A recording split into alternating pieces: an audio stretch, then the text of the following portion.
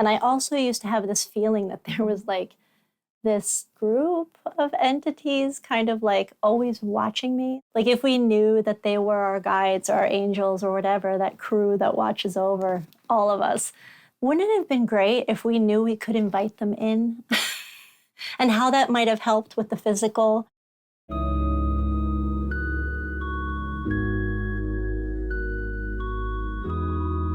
I am Little Fawn, and I recently had it kind of drop in that I'm a harmonic architect. So inside of that lives a lot of like modalities and tools and skills and stuff. But I basically work on a quantum level when I work with people, but I specifically work with harmonics.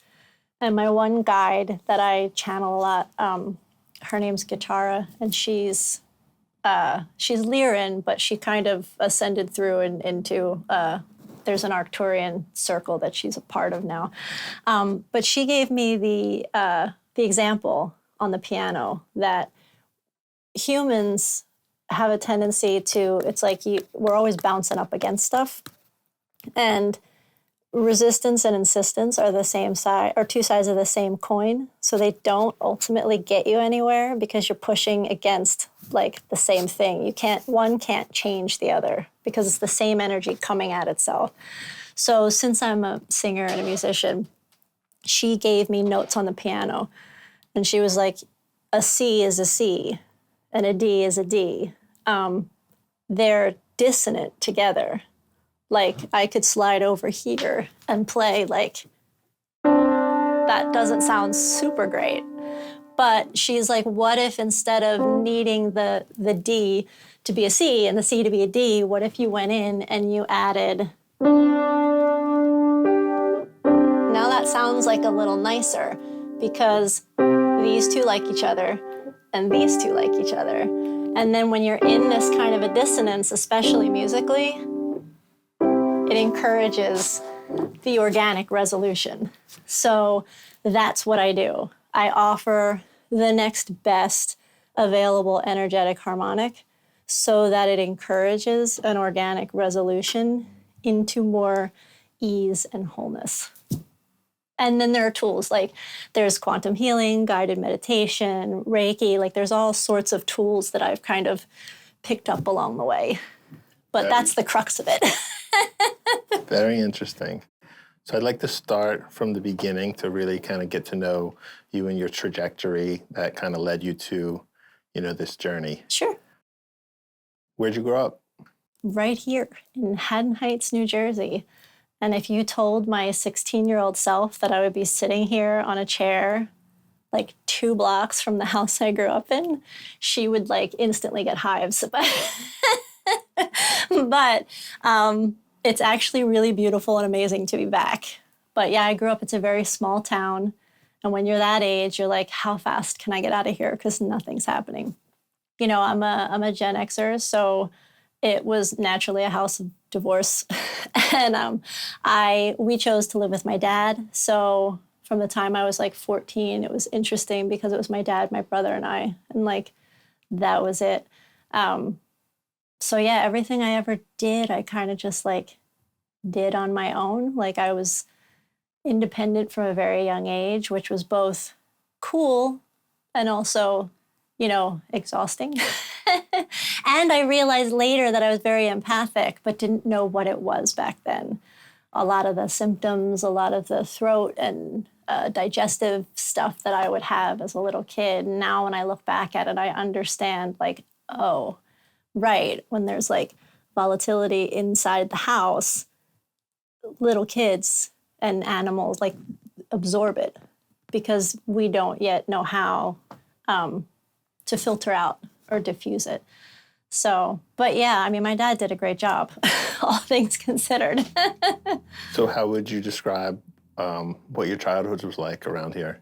The kind of childhood where you don't have to lock your doors at night. It's nice. We left the house to go play, and nobody, it's not that nobody cared, but nobody was worried. parents had a pretty good idea about where you would be, and there was a sense of community here, where somebody knew where the kids were, and there was anybody that you could ask. So we all just, you ate breakfast and you went out and you ate at somebody else's house for lunch or not. You came home, when the streetlights came on. I was outside all the time, and a total tomboy. So I loved, I liked wearing dresses and getting dirty. So I liked playing baseball and all the sports and stuff. But you mentioned that you had chose to live with your dad when your parents split up. Are you able to share what your relationship was like with either of your parents? Yeah, I mean, my dad and I were very close. He passed in 2019, suddenly and unexpectedly for sure. But I actually had a dream that told me that it was, he had been in the hospital at that point, but no one thought that was like the end. It was just like a flu or something. But I had a dream that he had passed, and I got up that morning and I was like, we have to go to the hospital today. And Louis was like, oh, okay. Louis is my partner. He was like, okay. And I went to see him, and a half an hour later, he was gone. So I had this beautiful moment of like the last words we said to each other were, I love you. And we always had a special bond. I was definitely Daddy's little girl. It was definitely like, he was born in 1935. So there was a little bit of a double standard I was kind of going up against. But like, he had a respect for me, even as a young child. That was really cool. Like, he would talk to me like an equal a lot, even, when I was 11, which again was really cool. But at the same time, when you look back, you're like, oh, sometimes though, you don't want the 11-year-old to be the counsel in the room. But he did a great job. He raised 5 kids pretty much by himself through the hardest stages, through those teenage years. And yeah, there was a little push and shove, but ultimately, my friends used to say, it's really funny when your dad and brother are in a room with you, they like act up just to like get the response from me where I go, really? And then they stop just to see if they can get away with it. Like, it's a little game. Yeah, and my mom and I are not close. I love her and understand. I understand, I think, more than she might realize I understand about why the split had to happen, especially now.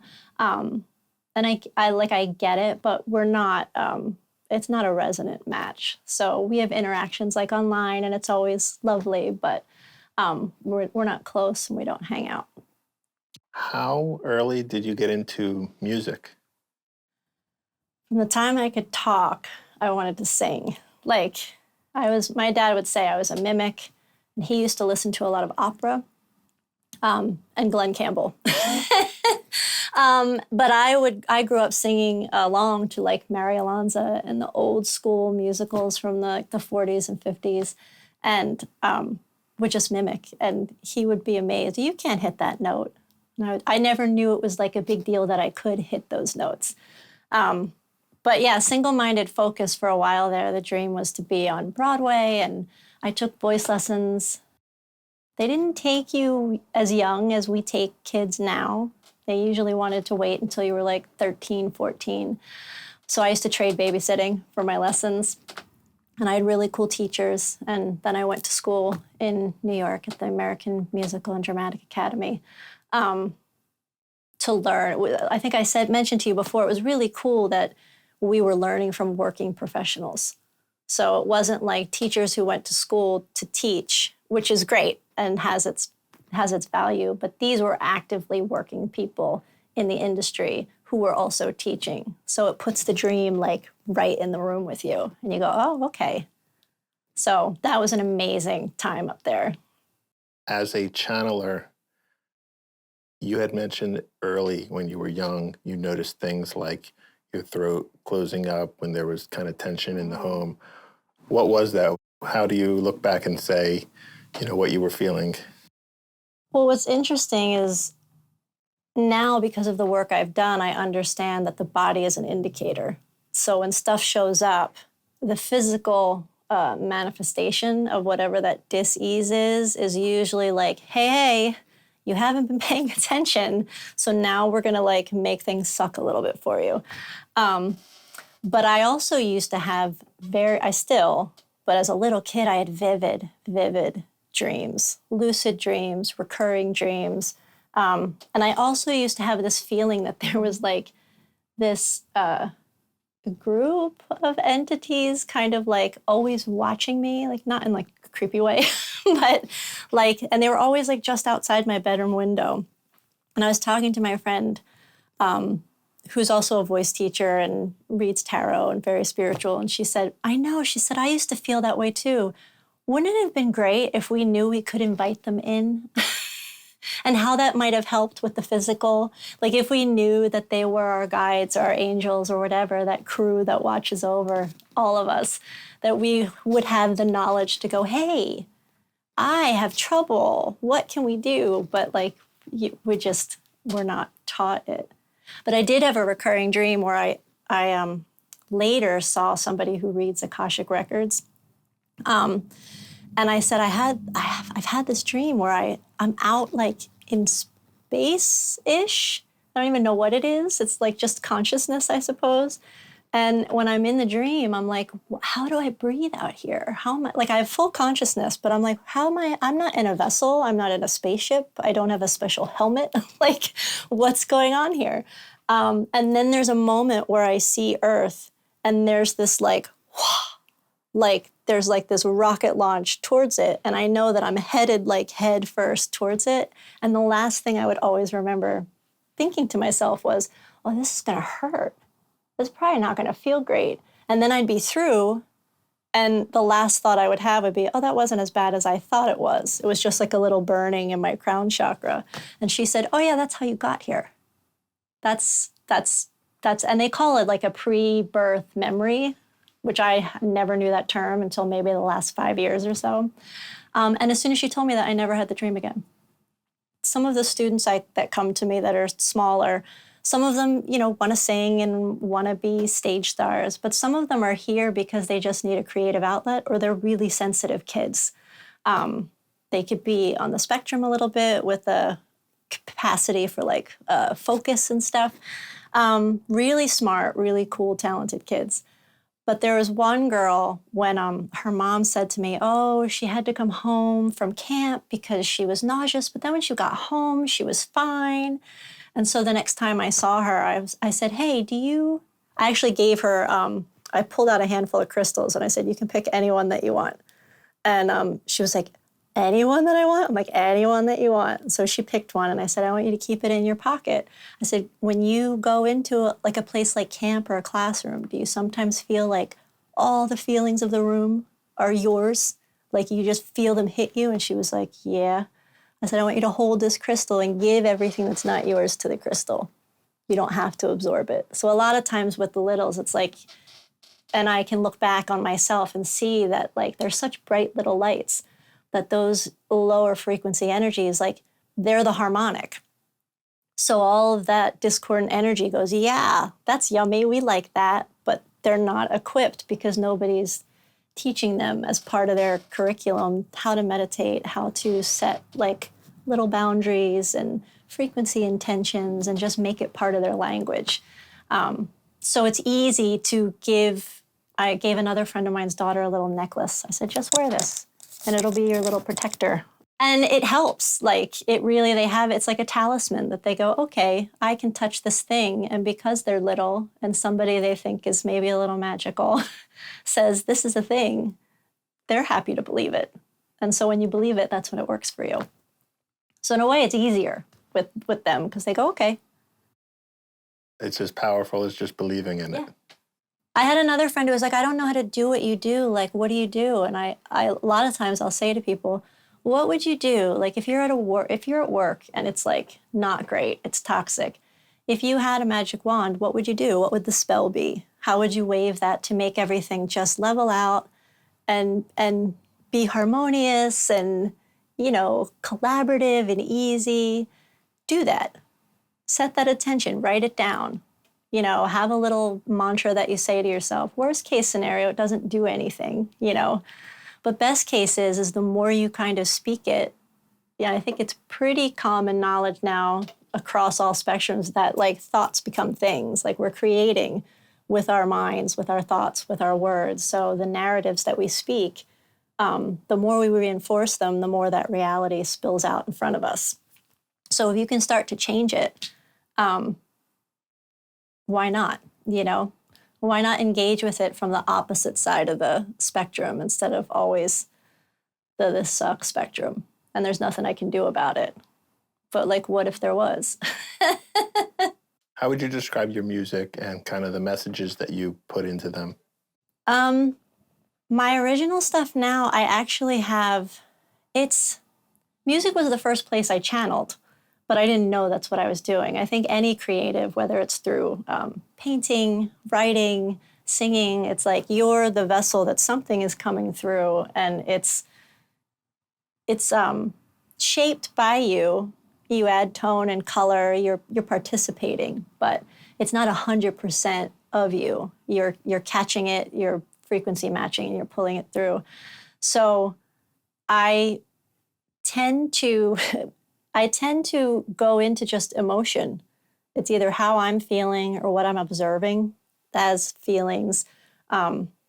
Sometimes I tend to write stuff that's like a lot more melancholy than I am as a person. Although, you know, I've moved through some stuff and now it's like, oh, okay. But I write what I know, and then I like to.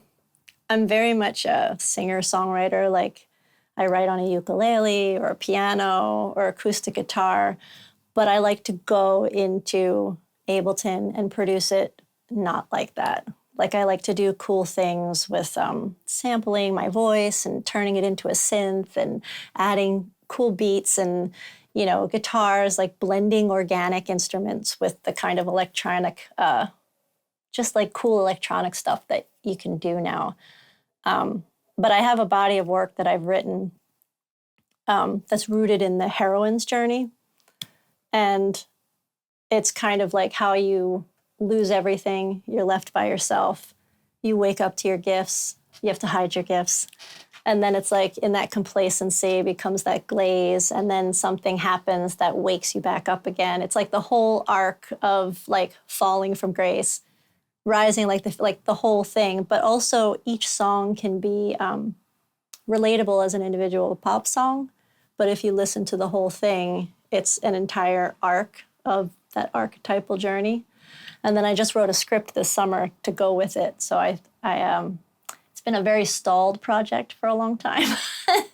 But now that I think I realize what it wants to be, I'm looking to put it together as a one-woman show that can kind of expand out. And in a lot of ways, I see like I would love to make a tarot deck themed from it and do like a healing retreat, utilizing the music as a tool to help people move through these kind of stages of universal themes that we all bounce up against at some point. How do the two identities of the musician and the channeler influence one another? Do you see them as kind of separate paths or unified? Now they're unifying, but I had a reading done for me in 2021, and she was a channeler, and I opted to just have a channeled reading because I'd never heard of that, never had one. And at the end of it, she went, "You feel like me." The whole time I was doing the reading, I kept thinking, she feels like me. She does what I do, except I didn't then, not consciously. And the consciousness that she channeled, the Raw Collective, as soon as they were coming through, they said, "You're already talking to us." And then I had this realization of, oh, I do have conversations that I'm aware aren't my own thoughts, but I hadn't consciously sat down and done anything with that. But I got kind of like, after that reading, because I was like, but I'm a musician. It's a huge part of my identity. Like, this is who I am. This is what I do. And they said, you know, nobody's asking you to not do that. But it's kind of like when something's atrophied. If you bring it up online and to balance, then they can unify. But it took me a while because I had to kind of die as the musician a little bit. I had to set it all down and learn who I was on the other side of that, the opposite pole. And then once I was willing to surrender to it, and I started to have these epiphanies of like, oh, they do weave together. A lot of the healing I do is sound healing, and I do it with my voice. A lot of the stuff that I write, now I write meditative tracks and stuff too, but it doesn't matter. Like sometimes, I forget who I was listening to. It's like sometimes you got to pick the main river, and then you can like have tributaries, but it's all part of the same river. So yeah, it's folding in together now finally, and it feels really cool. That's why I like Porch Fest season. I told you when when you came in, I have all these extra amps in here because I'm practicing for the Collingswood Porch Fest, and there's a couple of others I might do. It's a thing every year that reminds me, in case I get too far away from it, that it is a part of me, and it can be woven in, and it's both and. I don't have to choose. For a long time, I thought I had to choose. Is it ever challenging to distinguish your own thoughts and the guidance that's coming through? There's an element of imposter syndrome with it that I think everyone has, and they're probably lying if they tell you they don't have it and they're 100% sure. I mean, maybe some who have been doing it for a long time, but there's a different frequency and a different tone. So in the beginning, and I've talked to my partner about it because he's very clairvoyant as well, and he'll think, oh, well, I'm just imagining in it. And it's like, why is imagining a bad word though? That's how it starts, active imagination. So in the beginning, you think, is this real? Did I just make that up? I'm talking about things like they're true. Are they true?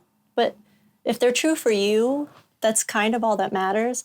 And once you start really like clearing the channel, which I've done a lot of clearing, and they've had me do a lot of clearing to keep my frequency high. Like I mean, I was never a drinker, but I don't drink, I don't smoke, I don't like, there's all these things that it's just like, I'm vegan. And these were things that just sort of rolled out on their own. It wasn't like I decided, but it was that kind of like, as my frequency started to shift, it was like, oh, this is where I am now. But there's a different feeling to it when it's not yours. And sometimes when I'm just talking to somebody, if I'm in like a half channel state, like if I'm going to do an episode on my own YouTube where I'm channeling, or if I'm reading channel stuff that I've transcribed, it's like, if it's open, it's open. But there's a different quality to it. And the way that it's kind of happened to me, and again, because I've been self-taught in like a lot of stuff, except for singing, but a lot of stuff I was self-taught. And so that helps with the imposter syndrome, right? Because you're like, oh, I don't have a certification, I don't know. So you have to get used to the voice and start to trust the voice. But the way I channel is, again, with the harmonics, I lift to a place and they move to a place that's kind of like this gateway where we both can be. So there's a harmonic there that's available to both of us, and then a conversation can be had. So it's not that I'm stepping aside and something's coming through necessarily. It's that I'm transcribing just in the same way I would if I was like writing it out in my own meditations. But it feels different. That's the best way. And I think it's all subtle. Energy work is all subtle body work. So you have to be quiet. And even when your brain is kind of going, there's a different feeling to your brain chatter. And the other the other kind of thing. And usually the brain chatter will start to dissipate. Sometimes it'll come in like I'll have simultaneous things happening in my head, which I know makes me sound a little bit like a crazy person, but it's not like it's not like that. But I can have simultaneous things happening and understand how to be like, that one needs to be quiet now because this is what we're doing. So what kind of sources or entities do you typically connect with? Is it like spirit guides or angels? In the beginning, it was animals. They were like totems. They would talk to me, whether it was like, in physical, like, hey, I'm actually physically seeing things. But I was really drawn to that wisdom. And then it became Asha was the first collective that I started channeling on purpose. They had been coming to me when I was in the shower, and it was one of those things where I used to do meditations in there because I was like, oh, I'll clean my body, clear my mind, might as well clean my energy too while I'm in here. And they would start to come through, and again, it was like, this is not me. And I would always think, I really wish like I could have a microphone, I could have a recording device or something that wouldn't get destroyed in a shower because this isn't me and this stuff is good, but I don't know what to do with it. And part of what I had to learn was not everything needs to be shared immediately. Sometimes it just needs to be downloaded so that like the zip file's in you. And then when you're ready to click on it and open it, it'll be there. So they were the first, and they're a dolphin collective from Sirius B. And my one friend who's very grounded, she was like, if anybody else told me that they were talking to dolphins from like a star system, I would think they were nuts, but I don't know why coming out of your mouth, it seems fine to me. And I think that's part of my gift, is being like a bridge for people who maybe, like a lot of my tarot clients have never had it done before. And because I don't do it predictively, they feel safe with me. But yeah, so they were first. And then there is Gitara, who I feel like is just a very higher density version of me or aspect, or we're from the same, source center oversoul. And she's Lyran. But Lyra, I think it's Lisa Holt, she has a lot of good information on like galactic history, outside of just Earth and like what we know here in our tiny little cloaked world. But Lyra had problems, and so it was destroyed, and a lot of them left. And she left and went to Arcturus. And so that is now where she expresses from. There's like this kind of circle of energy that she's in. And she's actually the one that I don't want to say closest to, but I think the harmonic is really close. And so she'll often be the interface.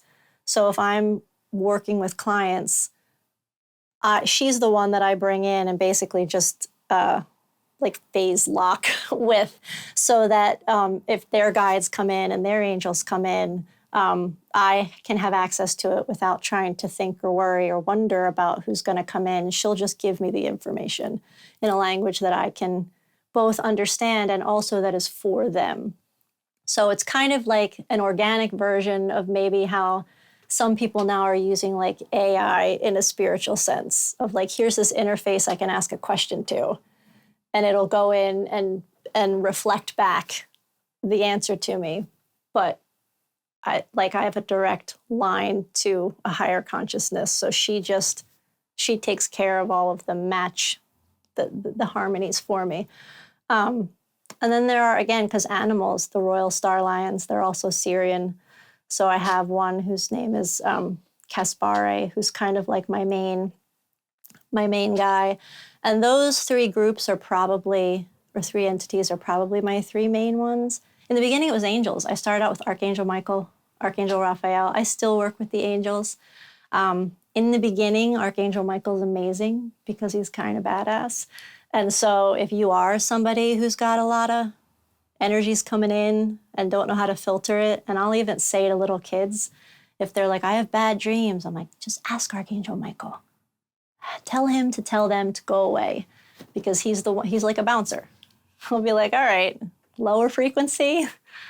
And I've actually had it happen where in the beginning when I was learning and filtering and figuring out, and I would say, okay, you need to leave. I mean, I could call Archangel Michael. They go. So yeah, there's so much, so many, and some come in and leave. Like they're just for like, it's just for like the energy that you are, the frequency that you are, and when whatever was necessary to lift up the spiral, they leave. Asha gave me this beautiful expression, which is the frequency of one, which for me, everything is inside of that kind of consciousness. So whatever is for my highest and best good, and whoever I'm working with's highest and best good, can pull from that collective energy, which is, I mean, I don't know if it's entirely exactly source energy, but it's real close up there. Do you have to prepare yourself to receive these types of experiences, and how do you personally prepare yourself? A lot of it now is intention setting. Um, Asha actually gave me a chakra unification, and then there's like encoded just like things that they've given so I can lock in quick with a couple of breaths. In the beginning, when I was learning, it was epic. And the clearing was epic too. It's like, oh, I got to work on myself for like 2 hours and 3 hours and so much stuff.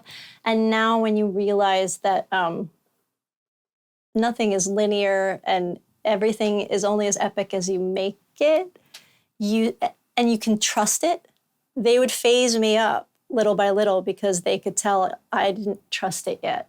I would do all of this stuff to like set my field and okay. And then they would say, you could cut it, you could condense it to this, and they could feel that I didn't believe it yet. And then I'd say, okay, I'll try it, but I'm going to do this for a little while longer. So now it's quicker. It's just like a few breaths and intention and just lifting my frequency to a place of like that higher octave stillness point so that I can receive beyond what I think I'm supposed to get. I can just receive what comes in. And a lot of teachers that I've had, it's like you say what comes in, even if it's stupid. I had a friend of mine who did a healing on me a couple of years ago, and at the end of it, she's like, I don't know why raisins. And nobody knew what it meant. And then it was like later, I was like, oh, I need to eat them. Like it was that literally that simple. And even my reading with the woman who channeled the Ra, there was an aside that she did right as we were closing up. And she was like, something about breast cancer. She thought it was like related to my mom, and it was actually me. And I forgot about it because I was like, it's not me, it must be something else. And then later that year, I was like, I think I'm gonna do physicals and finally do the thing. And then February, like I think I read with her in October, February, it was like, oh, nuts, it was me. But it was an aside that we were like, oh, this makes no sense. And then, but because of it, I caught everything at stage 0. So it was like 6 months of my life that was weird, scary, and uncomfortable. And now it's like it never happened. That's the earliest way to catch it. Yeah, I know. Just have a psychic tell you. So do you get a lot of energy feeding off of people? If you were to like meet a group of people for brunch and like 3 of them you're meeting for the first time, are you sitting down at the table and you're getting like ambushed with all this like energy and messages, or is it something different? No, because now one of the things I learned in all my long form meticulous things was it's a lot easier to set the intention of what you're going to choose to experience and set your frequency tone, like I choose my note, and then insist that everything else is a harmonic. So when I go anywhere, even when I teach or have people come here, there's all sorts of energetic things in place to ensure that everybody meets me where I am. And I don't say that as like, I'm like up here and you're all trash. Like, that's not what it's about. It's so that both and all parties can feel good. So you can't ask somebody who's like way less awareness and still moving through lower density stuff to take a giant leap, because then it's physically uncomfortable, it's emotionally uncomfortable, it's mentally uncomfortable. But I can't dip back down anymore because it, makes me feel physically ill, like it's not cool for me. So I do like gridding, space gridding, and intention setting so that everybody who's in a shared space with me gets to kind of lift. They gave it to me as source point frequency. So everybody that chose to fractal out from source and expand and, move into human form or whatever experience beyond that like oneness and wholeness is, there's that point that still lives inside of us. So they encourage kind of remembering that and cultivating that into a harmonic that works with your now expression and experience so that you can move around in the world kind of like at your best available self. And so that's kind of how I encourage interaction now, not in a way where I'm like controlling anything, but I just go, here's how I'm planning on doing this. And anybody who can hop inside of this, game board, you're welcome. But if they can't, and I've had people like cancel on me or whatever, if you can't come into the harmonic space, it's like you just won't be able to. And it won't be an epic, weird, confrontational thing. It'll just be a natural flow. So when I meet people for brunch and stuff, I set it for like flow and fun and ease. Every once in a while, if somebody's ready and there's been like kind of a higher self to higher self agreement, I have had like, oh, my friend was over and her partner had been with her. This was in our old apartment. And he left and she was with me for like another night and we were sitting watching TV. And I was like, there's somebody standing behind me. And I don't consider myself a medium, although medium stuff is a part of it. Like if it comes through, it comes through. But that's not my specialty. So I don't like spend a lot of time cultivating it. But there was somebody standing behind me and I could feel the heat, like the energy imprint of it. And I was like, well, I thought it was my dad. I'm like, it's not my dad. And then she, who was just starting to wake up, she's like, oh my God, I think there's somebody in the room. And she starts spontaneously crying. And I was like, okay, if you can see it, I know what this is. And it was her partner's father. And there was like stuff that needed to be tied up. And I was like, this is what he wants. This is what you have to do. So it can, but it's not like, it's not coming at me all the time because I believe that we're here to be embodied, to be participating, to be present and having experiences and all of that. And you can't do that if you're constantly, outside of yourself. So when it's time to connect, I connect. Although with our evolution, I also believe that more and more of us are able to stay in the higher frequency that connects us to kind of our own higher selves more and more. So there is this really interesting observer that kind of pops in.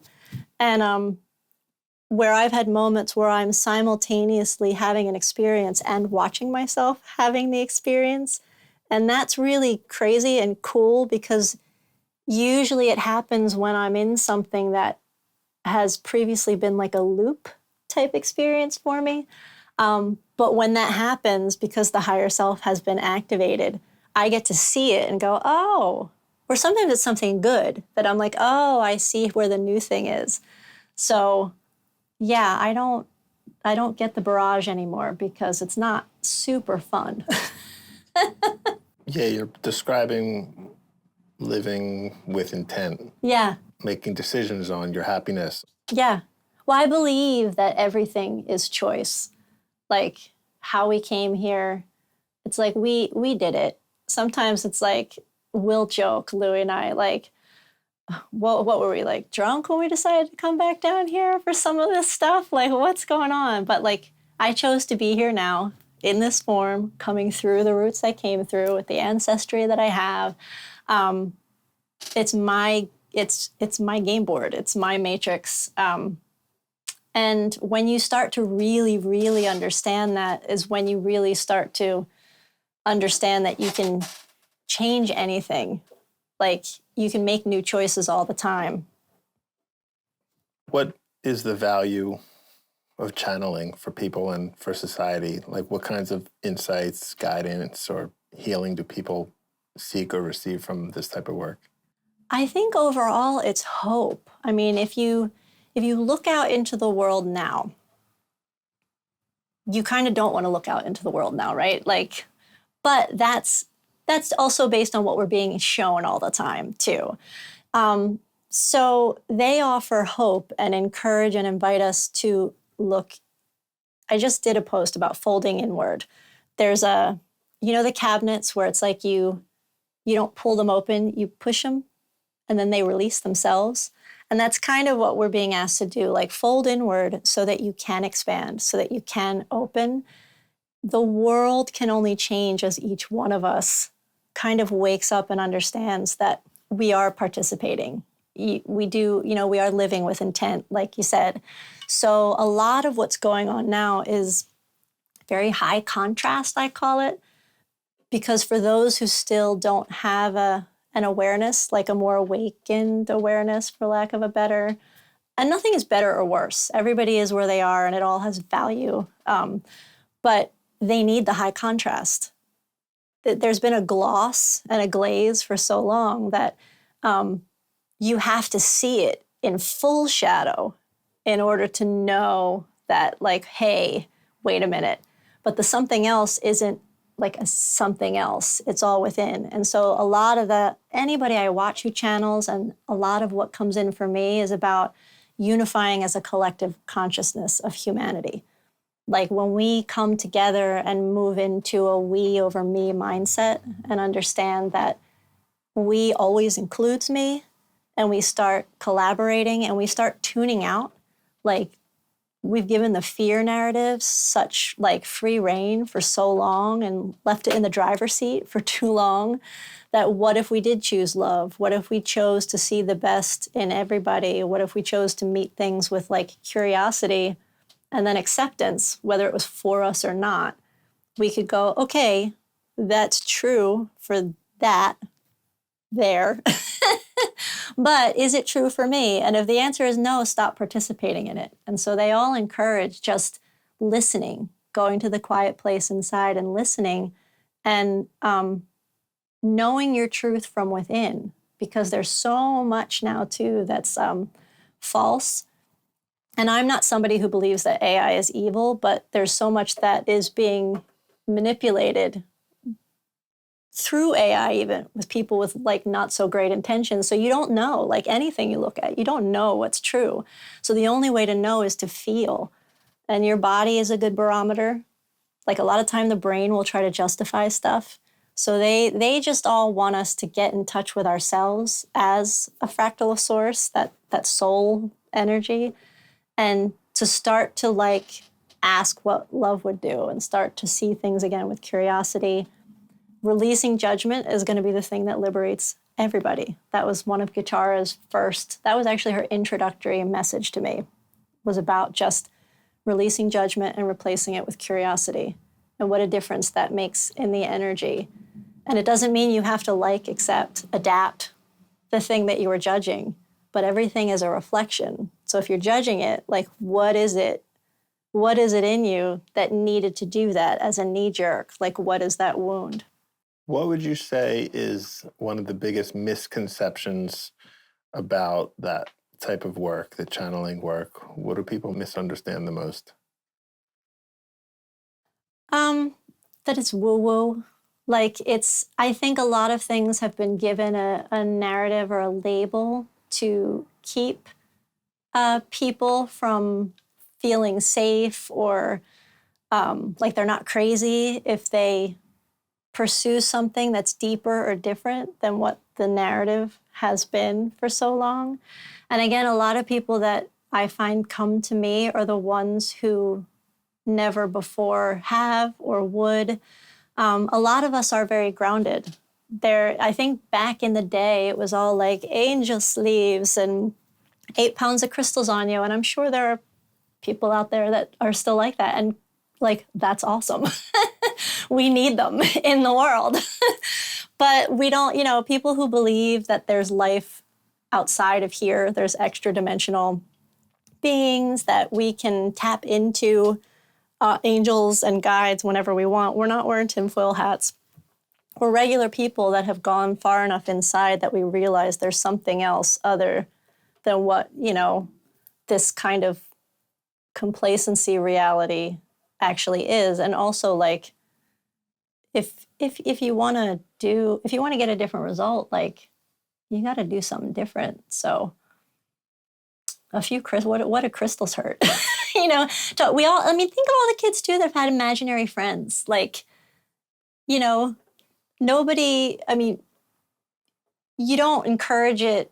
I would, but you don't typically encourage it in like a 13-year-old, but when they're 6, you think it's fun and cute. So why isn't it fun and cute, even if you're just talking to another aspect of yourself or talking to an angel. Everybody prays, talks to God.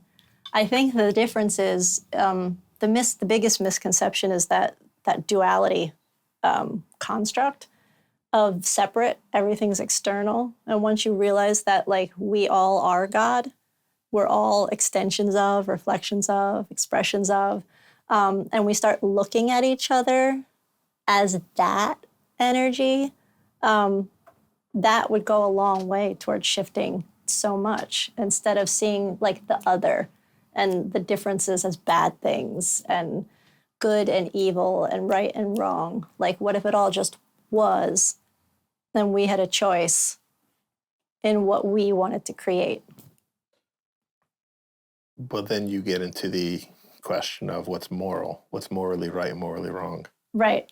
And we kind of need that now. But ultimately, everything just is. It's just we're living inside such a deep shadow right now. At least from my perspective, yes, there are things that are right and wrong, but ultimately it's lower frequency and higher frequency. And so when we start to choose the higher frequency, there'll be no need for an expression of the lower frequency. That's simply the high contrast to go, oh, hey, right, that sucked. We probably shouldn't do that.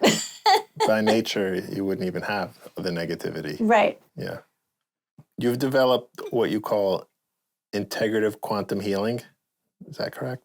Integrative quantum healing, which is, again, the names keep changing. I'm actively working on my website now. And by me, I mean my friend Melissa.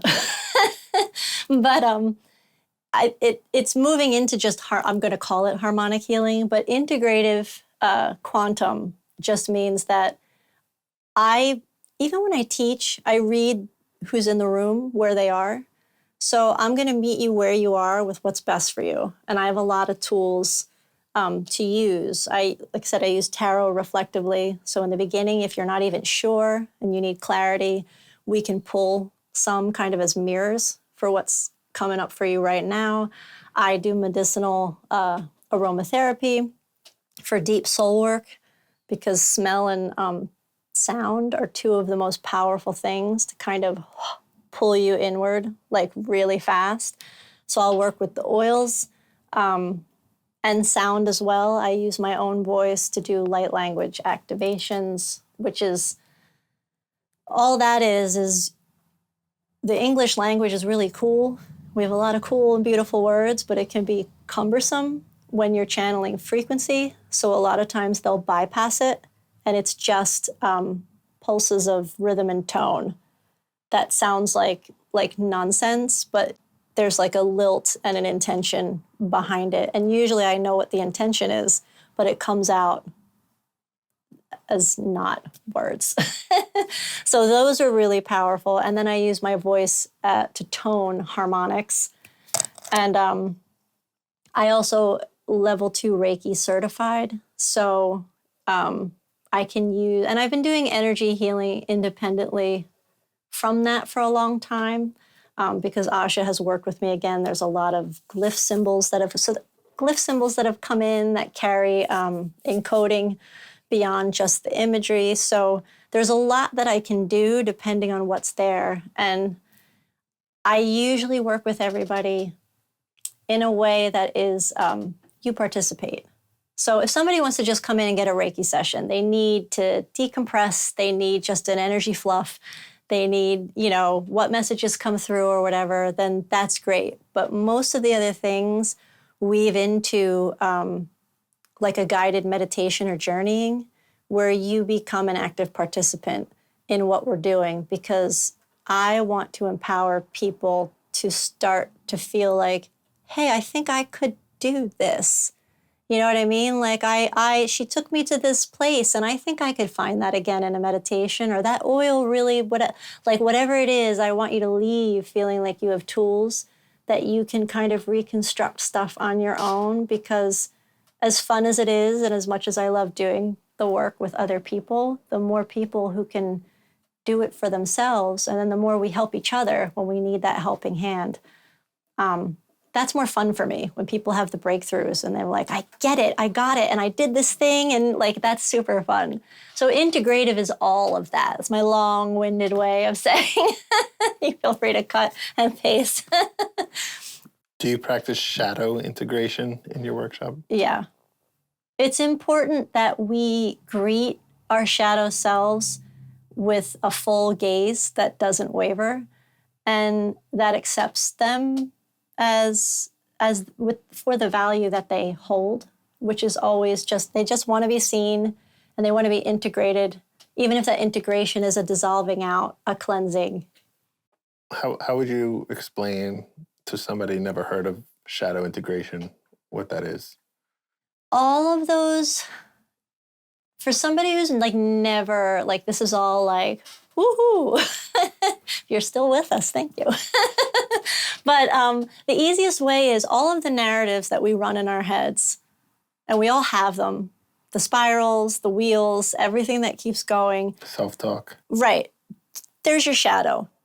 So you want to get in and go, why? What? Like, like what?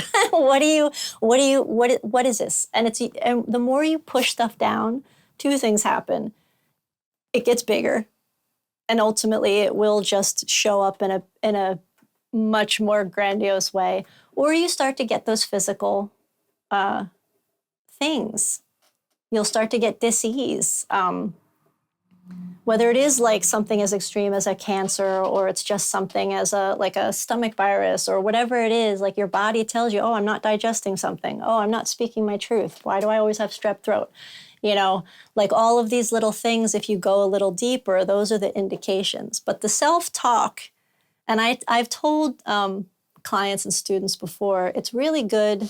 I'm a big fan of journaling because at least it's out. And I was like, I always tell them, get one book that's kind of, do you remember slam books? Oh, sounds familiar. They were like banned in school, and they were like mean and trashy, but they were books that would be passed around, very mean girls, like where you would just write trash talk about people. And then if a teacher found them, it was like, oh my God, like these are horrible. But I encourage people to have a slam book for those thoughts. Get them out. All the things you could never say in front of anybody, all those things that you're feeling, those things that you're saying to yourself, like whatever, get them all out, get them all out, get them all out. Whatever you do with that journal, I'm an Aries, so naturally I'm gonna light it on fire, but get it out. And maybe that's at the end of the day. And then in the morning, like you can get up and start reconstructing, like you cleared that space. So instead of letting it get filled by the same, when you wake up, or maybe immediately after that release, start writing like the gratitude or all the things you love about yourself. Like you have to like see it. Like you have to start, I've learned over the past 5 years to really like dance with the shadow. And the dream time was a place where it would show up because again, I'm vivid dream lady.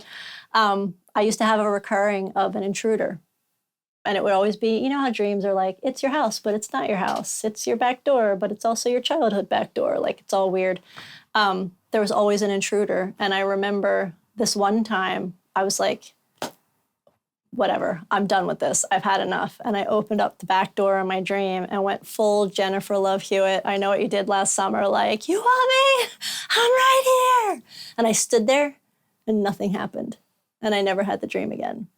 So like sometimes you just have to like turn around and look at it and you realize most shadows are born of wounded children.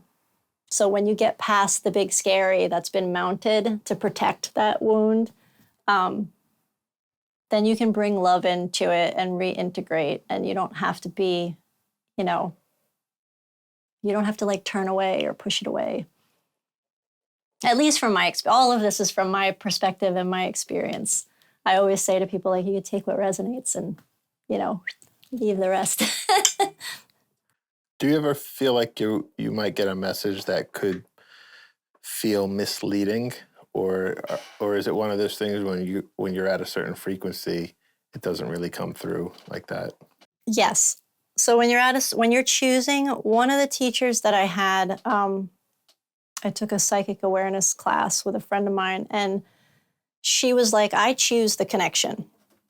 So I'm choosing to connect at higher frequency, higher vibration. And that in and of itself, like if I choose to resonate as love, nothing that isn't love can get through, because like magnets, you'd have two repellent sides. So if something isn't love, it's going to bounce off. And then if it is love, then it can magnetize to it. So the lower frequencies don't come in that way. And misleading messages are usually easy to discern, because I find for me, it's not so much about an other, but it's your own kind of narrative. Like those shadow voices of like, this isn't real, this is whatever. Like when you tune into the frequency, everybody has a place in their body that's their truth, their lie detector. And for me, it's my knees. So some people say their gut or like whatever, but like for me, it's my knees. And if I get like a inside my knees, then I know something's off.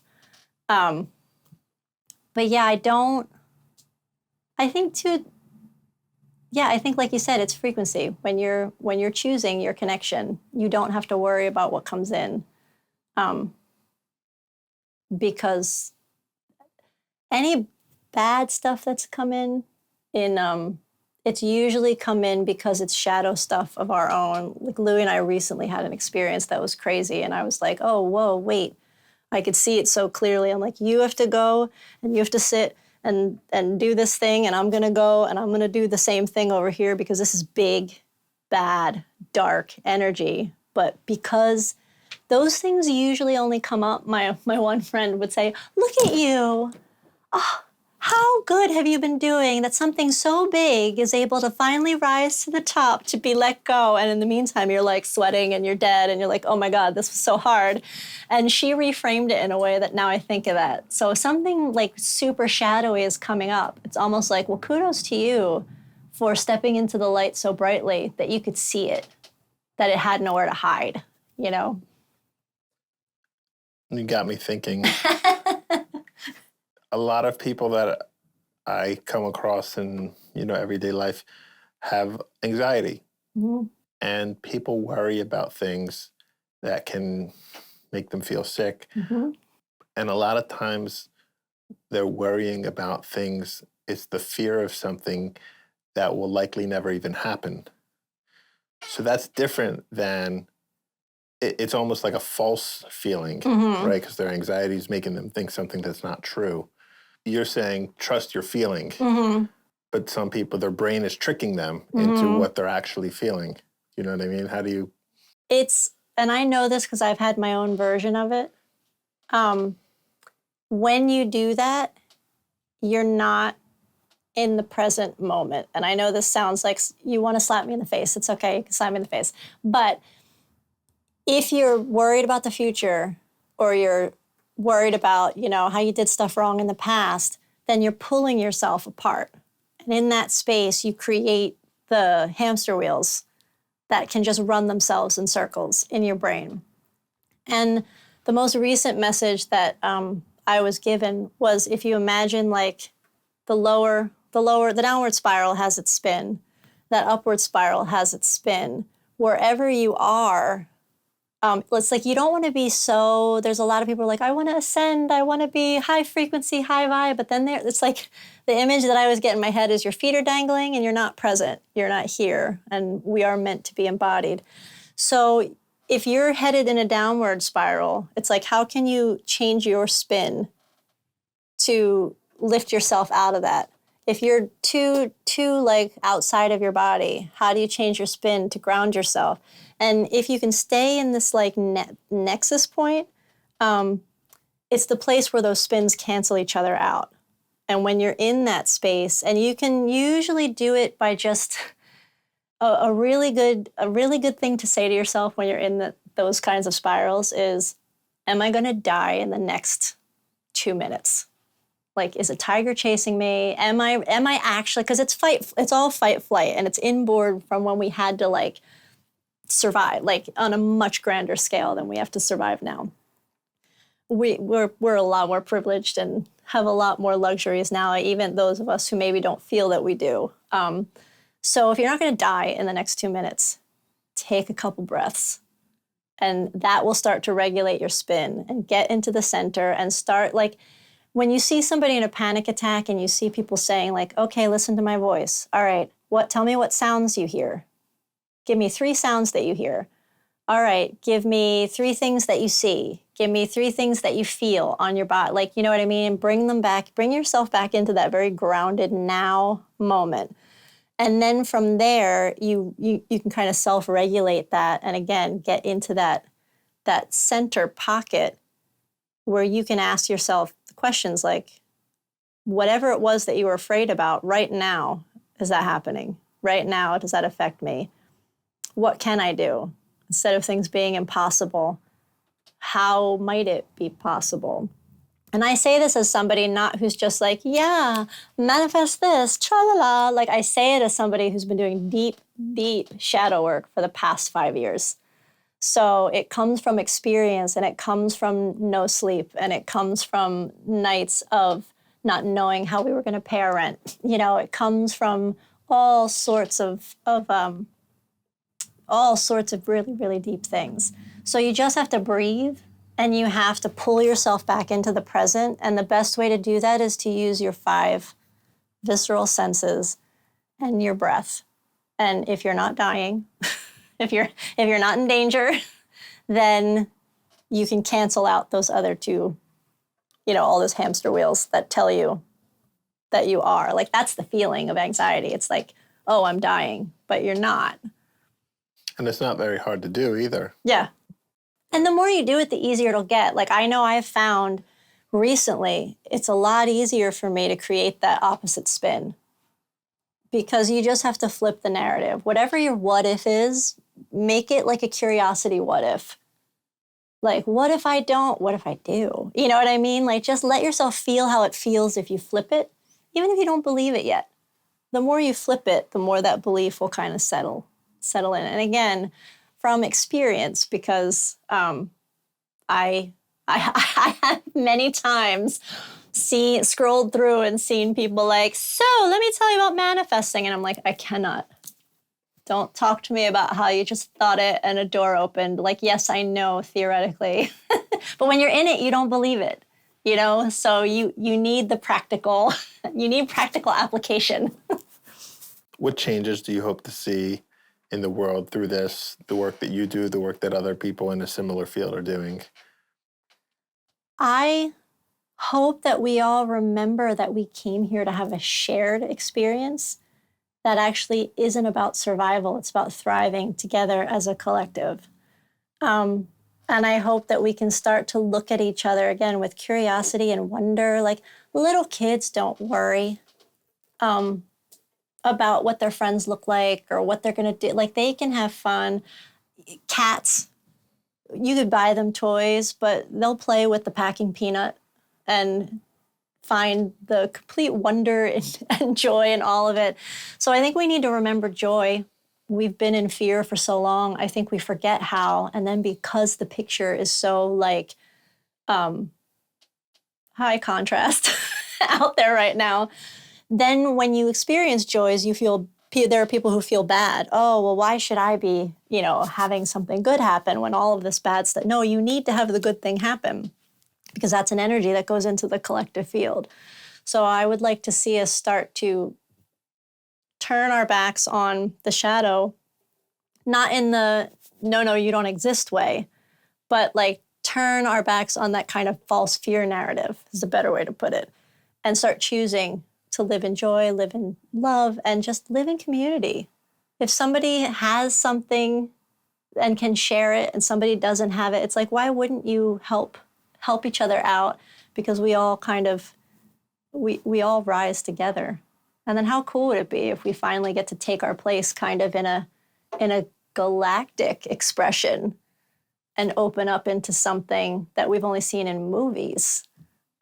Because we finally raised our consciousness and our awareness and our level of compassion and acceptance that we can have an interaction and interplay with so much more. There's so much more.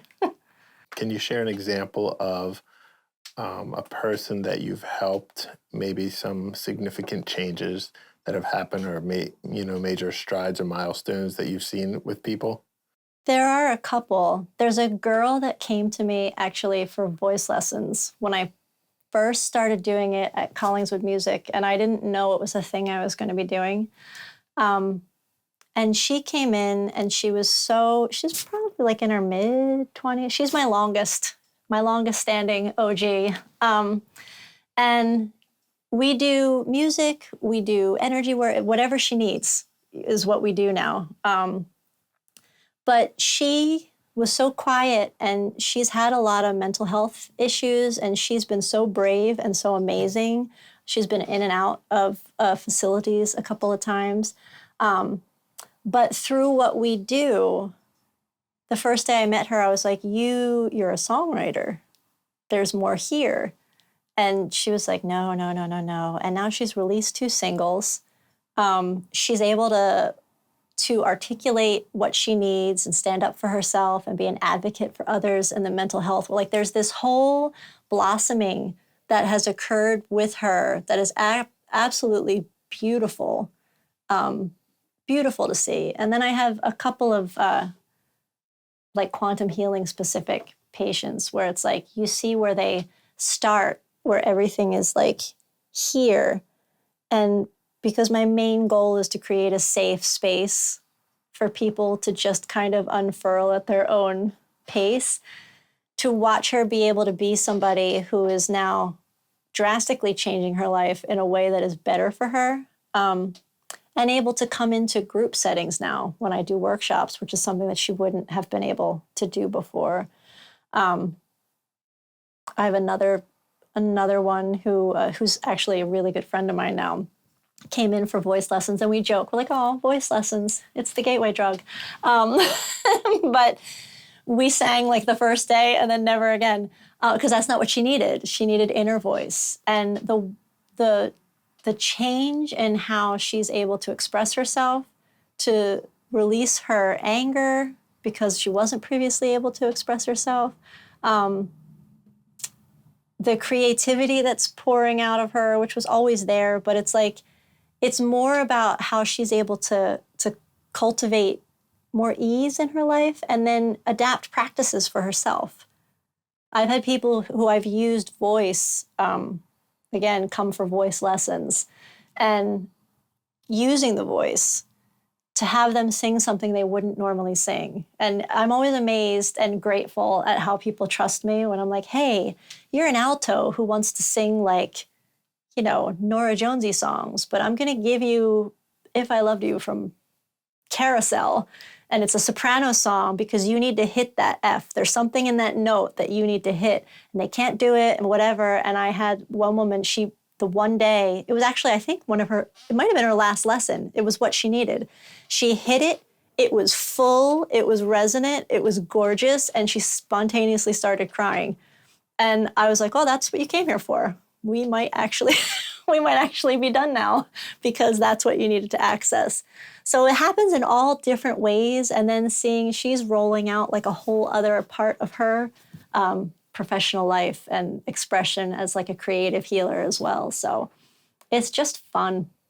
It's fun to kind of light the little match and be the catalyst for the unfolding of others to feel safe and to feel safe in themselves and to step into their gifts and into their truths and start sharing them because, again, more lights online. You know what I mean?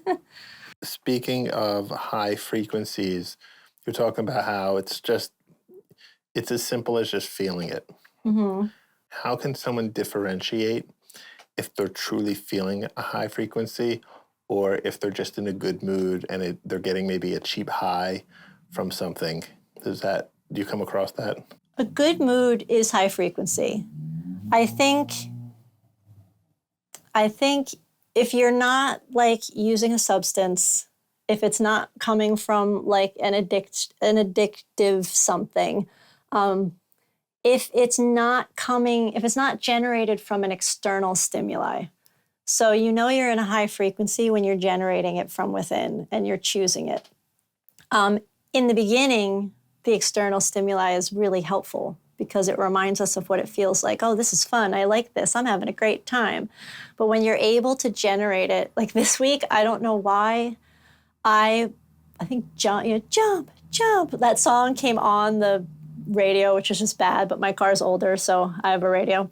And I cranked it on the way to a lesson, and I was completely car dancing. And it was like a vibe for the whole day that I felt inside. The song didn't do it. The song was just kind of like a part of it that affirmed it.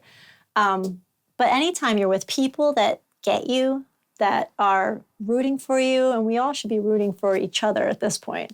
But when people see you and let you be you and, bolster up your strengths and don't nitpick at perceived weaknesses, and we kind of all fit into the tapestry together, those higher frequencies are easy. It's just joy for the sake of knowing that it's your birthright to experience it. So anything that I always say to people, I'm like, what would you do if you didn't have to do a job that you didn't like to pay rent? Like, what's the thing that little you wanted to do? And give yourself a piece of that every day, whether it's keeping a box of crayons in your office and doodling, you know what I mean? Buying roller skates. Like my friend bought me last year, and I roller skate poorly in this back parking lot here, but it's so much fun. So it doesn't have to be like an epic thing, but give yourself those little things that remind you that the point of this is fun. And the fake frequencies, because they wear off. And it's not to say that we're all like crazy happy people all the time in the high frequency realm, but the fake ones that were external stimuli rooted, they fade. If you go drink and you have this like, oh, we had this epic night or whatever, and then you wake up with a hangover. You know what I mean? It doesn't last. But if you're able to experience that from the inside, then like, oh, I didn't need anything. I just went out and I had fun. And you can drink, like, have your glass of champagne or your beer or whatever, like, no judgment here for that. But we can't need it from the outside. That's how you can kind of discern. But also you don't have to be like, oh, that means I can't do these things. No, that's not what that's not it either. I think, hopefully you understand, you get the gist. Yeah. No, it's a good explanation. You mentioned that you've done years and years of shadow integration work, and even that you're learning, just like I'm learning. How do you sense you're evolving? Are there new aspects of your abilities emerging, and where do you see your path taking you? Such good, deep question. I'm learning all the time, so new stuff happens all the time. Like there's so many things where I'm like, oh, I didn't know I could do that. I've had experiences now where someone on my table, I'll see something. I usually keep a notebook and I'll write, because I won't be able to hold it all. That means my brain's getting involved. So I'll just dump it into the notebook as I go if it comes in. But I've had clients who I'll say, and I saw this, and they go, I saw that. And they see it at the same spot where my hands were that I saw it, which is really cool. And my guides have told me it's because when the harmonic is that clean, then you really are just opening up the channel for them. It's not so much about me telling them what to see or what I see. I've opened up the channel, and in a way where they're able to meet me and see it for themselves. But neither of us know it's happening until after, which is really, really cool. I would love to do more group work. I feel like that's really, really cool because everybody in the group dynamic benefits. If I do individual activations and stuff inside of that, everybody there benefits from a harmonic from that.